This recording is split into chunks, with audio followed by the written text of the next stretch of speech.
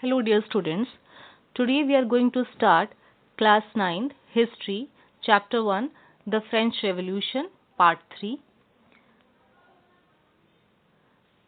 In this part we will discuss about the timeline for the French Revolution. In that we will see the calling of the Estates General, tennis court oath, storming of the Bastille, declaration of the rights of man and citizen, France abolishes monarchy and becomes a republic, the reign of terror. Students, as in previous part we discussed about the various reasons behind the French Revolution. In that we have seen the social causes, political causes, economic causes and intellectual causes. All these reasons were behind the French Revolution, or we can say the king was responsible, society was responsible, the social division which was unequal in France, heavy taxes on the third estates, intellectual reasons were also there. In that philosophers they played a vital role in the revolution. They encouraged the third estate to protest against unequal privileges. Now students, all these reasons made the platform for the French Revolution. The Estates General. Students, Louis XVI was ruling in France during the French Revolution. As his treasury was empty when he became king, because of many reasons. Those reasons were war and life at Versailles, and other reasons were also there. Those already were discussed. Because of this, there was need to increase the taxes on third estate. In France of the old regime, the monarch did not have the power to impose taxes according to his will alone. Rather, he had to call a meeting of the Estates General, which would then pass his proposals for new taxes. Students, the Estate General was a political body to which the three estates sent their representatives. However, the monarch alone could decide when to call a meeting of this body. The last time it was done in 1614. The Estates General meeting. Here students, we will see that what happened in the meeting of Estates General. On 5th May 1789, Louis XVI called together an assembly of the Estates General to pass proposals for new taxes. A magnificent hall in Versailles was prepared to host the delegates. The first and second estates sent 300 representatives each, who were seated in row facing each other on two sides, while the 600 members of the third estate had to stand at the back. The third estate was represented by its most prosperous and educated members. Peasants, artisans, and women were denied entry to the assembly. Here, inequality can be seen easily. Where they were unequally treated, third estate were not allowed to sit there. First and second estate, they got seat, they got respect there. Now we will see the voting. Voting in the third estate general in the past had been conducted according to the principle that each estate had one vote. Now Louis XVI was determined to continue the same practice, but members of the third estate demanded that voting now be conducted by the assembly as a whole, where each member would have one vote. The third estate members, they wanted equal voting rights for them, so that each member can play the role in the meeting. But the king rejected their proposal. Because of this, the third estate walked out of the assembly in protest. Formation of the National Assembly and the Tennis Court Oath. As they walked out of the assembly in protest, the representatives of the third estate viewed themselves as a spokesman of the whole France. On 20 June, they assembled in the hall of an indoor tennis court in the ground of Versailles. They declared themselves a national assembly and swore not to disperse till they had drafted a constitution for France that would limit the powers of the monarch. They were led by Mirabeau and Abbassies.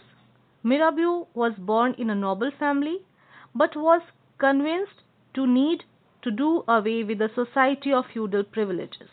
They wanted to help the poor people to get their rights. Abbassies, originally a priest, wrote an influential pamphlet called What is the Third Estate? They were giving speeches and telling to the people of Third Estate that what is the importance of them, who they are, and what they can do. Storming of the Bastille.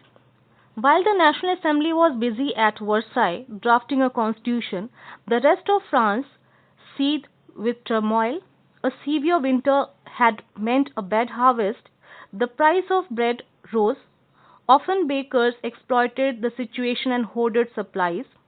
After spending hours in long queues at the bakery, crowds of angry women stormed into the shop.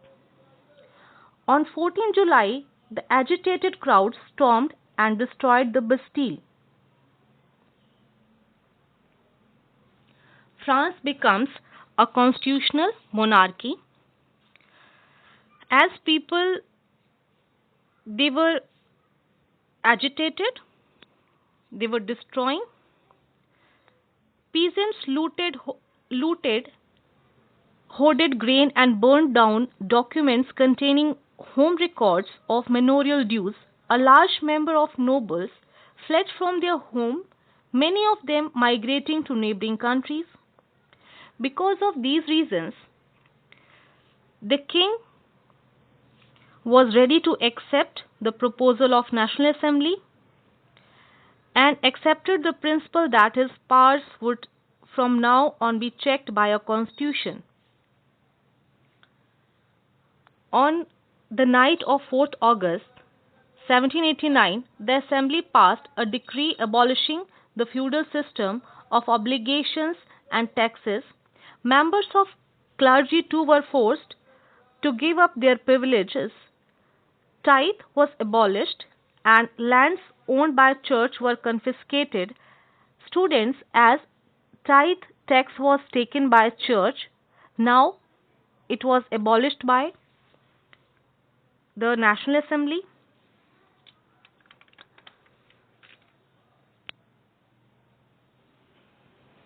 The National Assembly completed the draft of the Constitution in 1791. Its main objective was to limit the powers of monarch.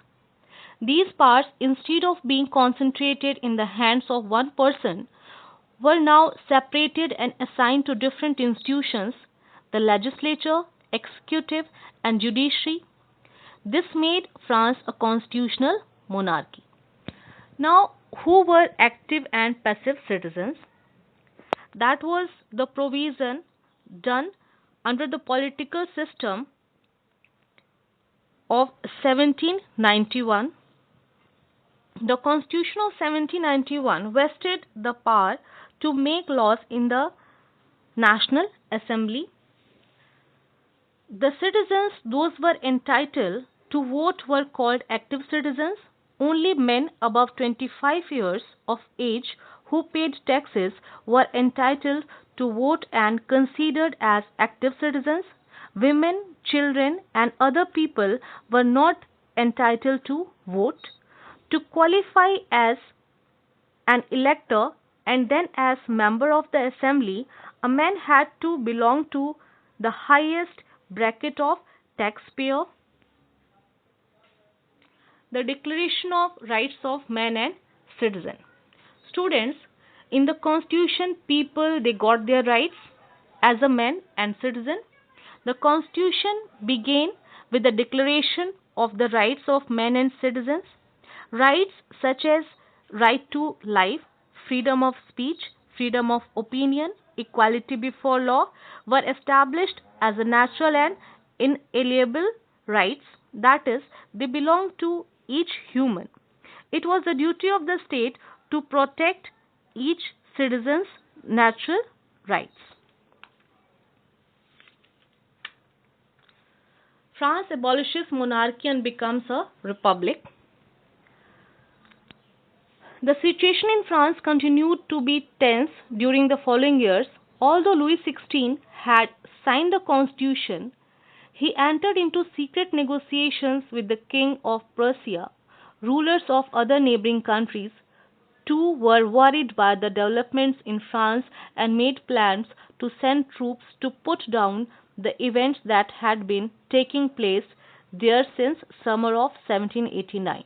Students, the the kings of other countries in Europe they also worried because of the French Revolution, because they thought that if it will be not suppressed, very soon the revolution can be seen in their own countries. That's why they wanted to help Louis XVI to suppress the movement. In April 1792, to declare war against Prussia and Austria, thousands of volunteers thronged from the provinces to join army. They saw this as a war of people against king and aristocracies all over Europe. Among the patriotic songs they sang was Marseillaise. Later, the Marseillaise became the national anthem of France. The Revolutionary Wars brought losses and economic difficulties to the people. While the men were away fighting at the front, women were left to cope with the task of earning a living and looking after their families. Large sections of the people were convinced that the revolution had to be carried further as the Constitution of 1791 gave political rights only to the richer sections of the society. Here, students, as we have seen, the political system of 1791 in that the voting right was given only to the property holder male. The less prosperous section and women they were denied there. That's why they wanted to get their rights. Political clubs became an important rallying point for the people who wished to discuss government policies and plan their own forms of action. The most successful of these clubs was that of the Jacobins, which got its name from the former convent of Saint Jacob in Paris. The Jacobins. Now, students, who were Jacobins? The members of Jacobin Club belonged mainly to the less prosperous sections of the society. They included small shopkeepers, artisans such as shoemakers, pastry cooks, watchmakers, printers, as well as servants and daily wage workers. The leader was Maximilian Robespierre. A large group among the Jacobins decided to start wearing long striped trousers similar to those worn by dock workers. This was to set themselves apart from the fashionable sections of the society, especially nobles who wore knee breeches. That's why they decided that they will wear striped trousers. These Jacobins came to be known as sans-culottes, literally meaning those without knee breeches. Sans-culottes men wore in addition the red cap that symbolized liberty. Women, however, not allowed to do so. They accepted this dress code because they wanted to make them separate from the noble people, because they were giving the message of liberty and equality.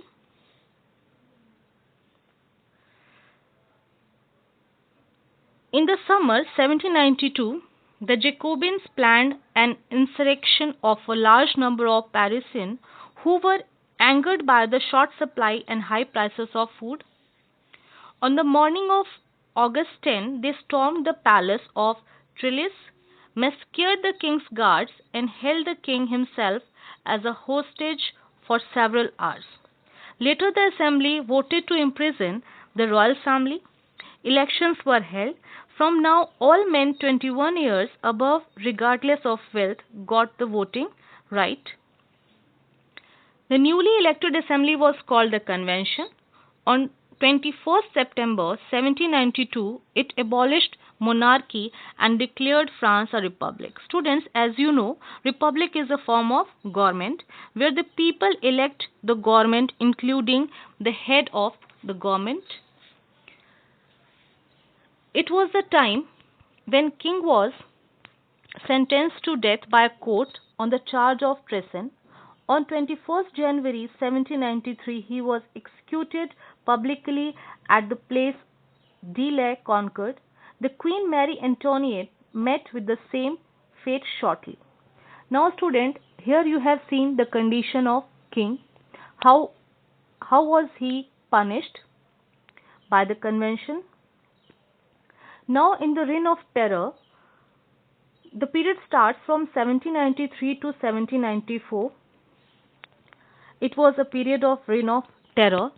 The term Reign of Terror refers to the period in which, in the France history, when the National Convention, fearing the return of the monarchy, executed thousands of people who were thought to be against revolution. The convention set up Committee of Public Safety and its leader was Maximilian Robespierre. Robespierre followed a policy of severe control and punishment. All those whom he saw as being enemies of the republic, those may be ex-nobles and clergy, members of the other political parties, even members of his own party who did not agree with his methods were arrested, imprisoned, and then tried by a revolutionary tribunal. Now he didn't want to leave anyone. Those they were against his ruling or opposing him or raising question over his ruling, he was giving severe punishment to those people. If the court found anyone guilty, then that person was guillotined. The guillotine, students, here is a device consisting of two poles and blade with which person is beheaded. It was named after Dr. Guillotine, who invented it. In this way, this device created a terror among the people. It was a big, horrible device for them.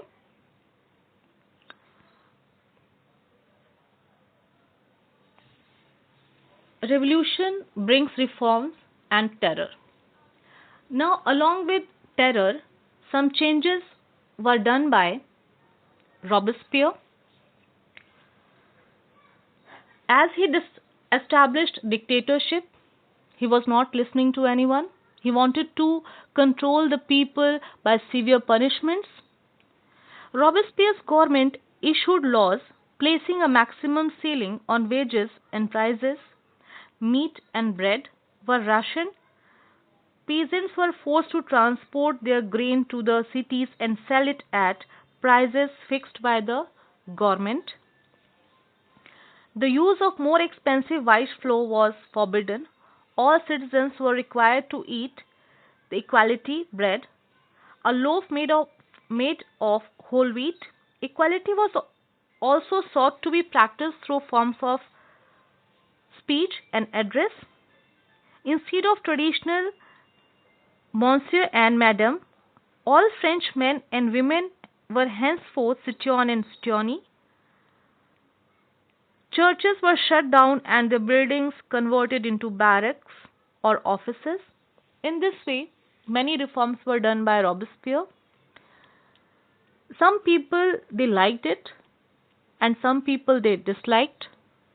but those they disliked, the severe punishments were made for them. As he was strictly following the rules, Robespierre pursued his policy so relentlessly that even his supporters began to demand moderation. Finally, he was convicted by a court in July 1794, arrested on the next day, sent to guillotine. In this way, we have seen that there was end of the reign of terror. And why he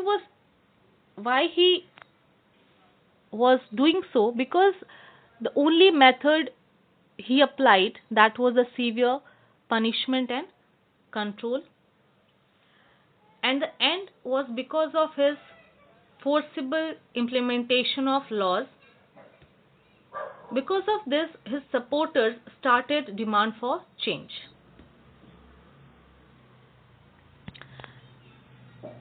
Students, in the coming part we'll discuss the further topics. This is today's video. Thank you.